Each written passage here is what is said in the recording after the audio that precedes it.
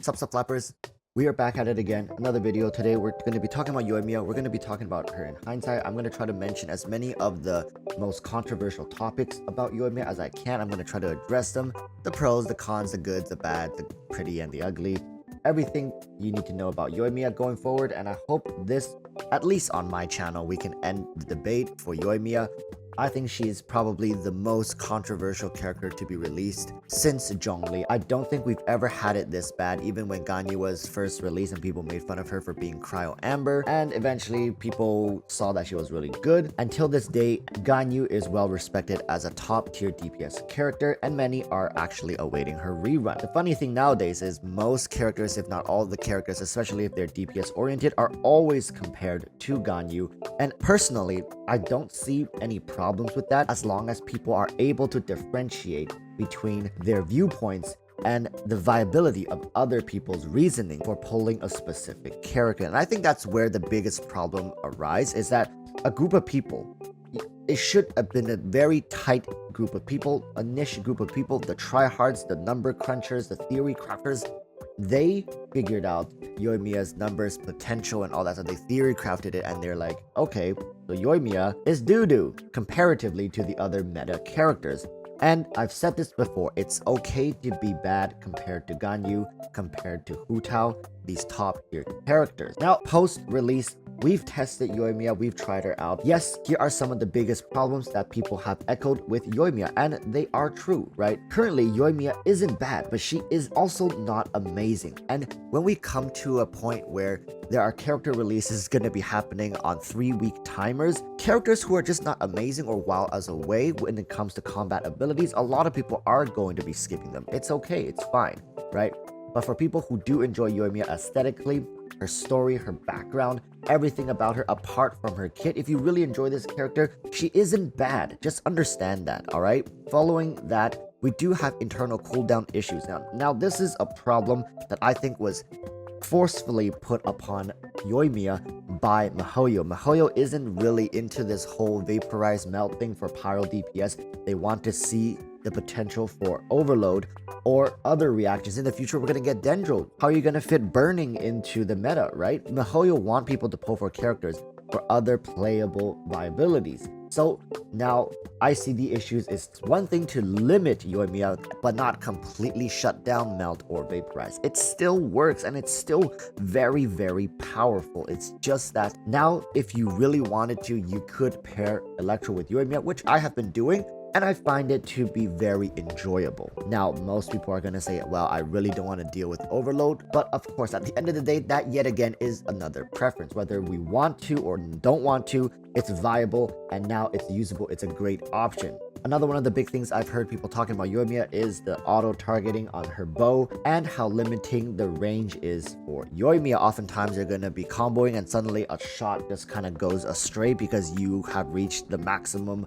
auto-attack range. As when bow users attack, oftentimes they move back, just very slightly, but it's enough to push you out of the auto-targeting range. I wish MiHoYo can fix this at the very least. Like, let me finish my attack string before pulling the auto target system away. I know it's probably just range censored, and once you leave this range you just start shooting randomly, which is incredibly annoying for a lot of people to deal with, and that reason alone is already enough for people to skip an entire character like Yoi. Finally, another thing that people have been saying is that her burst range is actually quite limited. Whereas a firework should bloom and blossom all over the place, for her it seems like it's very tightly squeezed into this one area, and it's almost like a single target ability unless you are grouping mobs with Venti Burst or pulling them in through Kazuha, right? You have to find a way to group the mobs to get the maximum efficiency out of Yoimiya's burst skill. So with all that said, those are the things that you definitely need to consider before pulling Yoimiya, or at the very least, you know, now post Yoimiya, these are glaring issues that all Yoimiya players has to find a way to either deal with or just to accept. Going over some of the other things that Yoimiya brings to Genshin Impact is that she is a pyro unit who is now leaning more into electro favored reactions. Now, I've said this in the past, this may not be seen as a pro for Yoimiya, but that is also because we just don't have many electro characters to pair her with right now. But very shortly in patch 2.1, we are going to be getting more Electro characters, 2 to be exact, and likely more to come in the future. I do think that miHoYo is laying the groundwork for future Electro reactions, and Overload definitely is one of the first ones they're looking at to see if players are willing to shift into our Overload favored meta if certain pyro characters are designed in a way to be preferential towards Electro reactions. And I think Yoimiya is the first in line for that when it comes to 5-star pyro DPS. Of course, I understand Yanfei exists, and a lot of people have compared Yoimiya with Yanfei, saying Yanfei actually out DPS Yoimiya, but I just don't believe that to be true, as when I was playing it, I find that Yanfei, while outranges Yoimiya, actually has staggers and feels much slower when it comes to DPS output, whereas Yoimiya has higher frequency DPS output with still well-sustained damage numbers. Okay, so with that said, a lot of people has really been hammering Yoimiya on the fact that she cannot vape or melt due to her internal cooldown. Now, here's the thing, right? I've played Yoimiya now for a couple days, and I found that actually she can vape and melt huge numbers per shot. Like, just casually at a level 90 Yoimiya, I was able to land, I remember, 80,000 damage shot, and I was pleasantly surprised by looking at that number. So she is very capable. It's not going to be 80k every single shot, but of course that would be straight up broken, right? So it makes sense that there's a timer. So every third shot, you're going to be able to proc a huge reaction number. So now at the very end, I just want to tell everybody, for those of you who want to pick a new main DPS and you want to pick a meta main DPS, Yoimiya is not meta, right? It's very difficult to draw out her full potential if you sit her at Constellation 0 running a free-to-play weapon. Arguably, if you want her to even scrape current meta options, you would need her at Constellation 0 and her 5-star weapon. And that is a lot to ask for somebody who is short or tight on budget. So Yoimiya likely isn't that character for most people.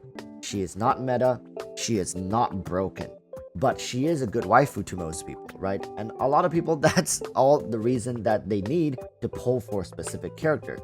At the end of the day, if you're skipping Yoimiya, skip Yoimiya. There are more meta characters, better meta characters to come, and even currently pre-existing characters that are better than her. I can admit to that, but saying Yoimiya is bad, Yoimiya is the worst, I think that is straight up just hate at this point, and we just want everybody to continuously do better. All right, with that said, thank you guys for watching. I'll catch you guys in the next video. Until then, stay safe and peace.